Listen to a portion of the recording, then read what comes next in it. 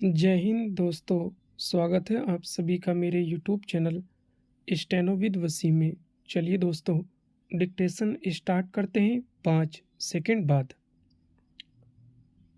Ready, start. महोदय, यह भी विचार किया गया है कि जो व्यक्ति समाज में काम करता है, चाहे आविष्कार का काम करे, चाहे दूसरा कोई काम करे, उसको उस काम में तब तक सफलता नहीं मिल सकती है जब तक कि समाज का सहयोग या समाज ने जो परिश्रम किया है या कुछ आविष्कार किया है, उसका उपयोग उसको प्राप्त न हो, उसका उपयोग वह न कर सके। इसलिए जब भी कोई व्यक्ति किसी वस्तु का आविष्कार करता है, तो आविष्कार करने में न केवल उसका अपना परिश्रम रहता है, लेकिन साथ ही साथ समाज ने जो काम किया होता है, चाहे विज्ञान के क्षेत्र में या प्रौद्योगिकी के क्षेत्र में या किसी अन्य क्षेत्र में, उस सब से भी वह लाभान्वित होता है।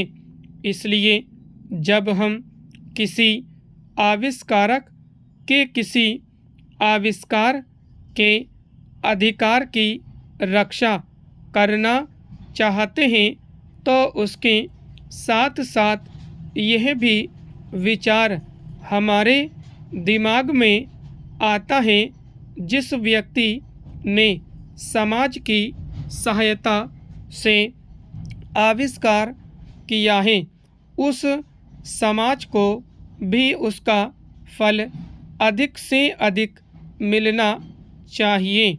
माननीय मंत्री जी ने भी कहा है कि पेटेंट लॉ इस सिद्धांत पर आधारित होना चाहिए।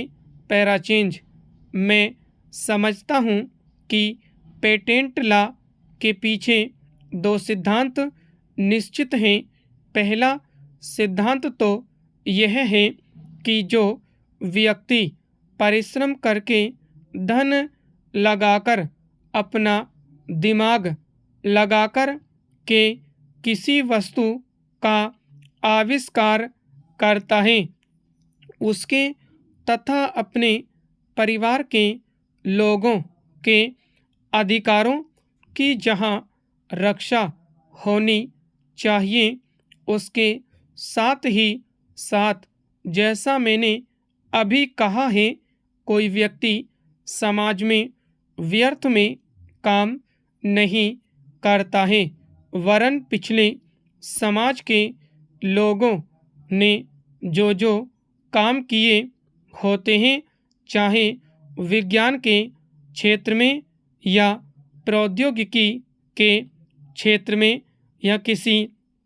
अन्य क्षेत्र में, और जिनके आधार पर वह कोई आविष्कार करता है, उसको उसका प्रतिफल तो मिले, लेकिन जो परिणाम हो, उसका प्रतिफल समाज को भी मिलना चाहिए।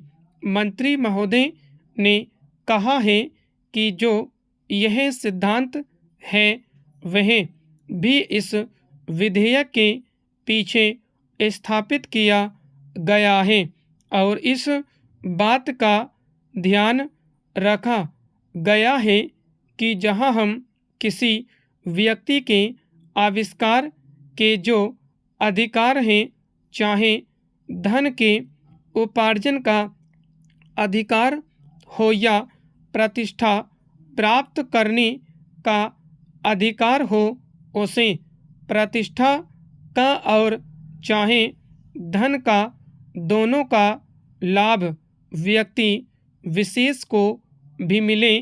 Para change.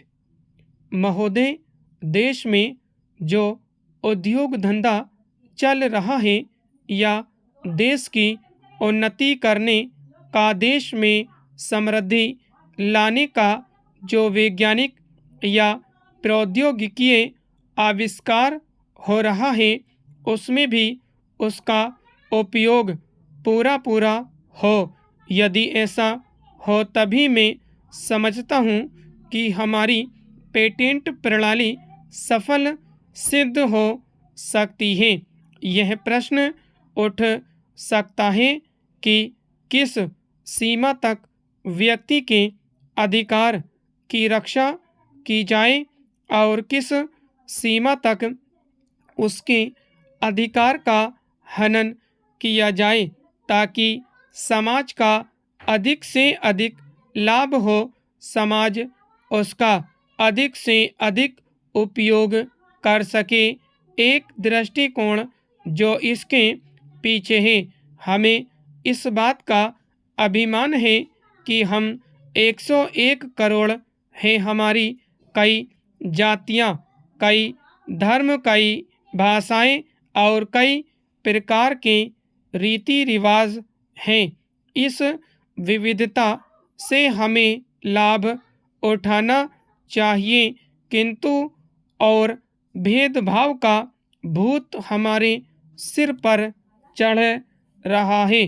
भारत को स्वतंत्रता मिली है, इसका अर्थ यह होना चाहिए कि गरीबों की सेवा के लिए आज तक हमें जो सुविधाएं उपलब्ध नहीं थी वे मिली हैं। जिस प्रकार भरत ने अयोध्या के राज्य को राम का समझकर सेवक वृत्ति से राज्य का काम संभाला था, उसी प्रकार हमें समझना चाहिए कि राज्य गरीब जनता का है और उसके नाम पर उसके संरक्षण बनकर हमें उसको चलाना है।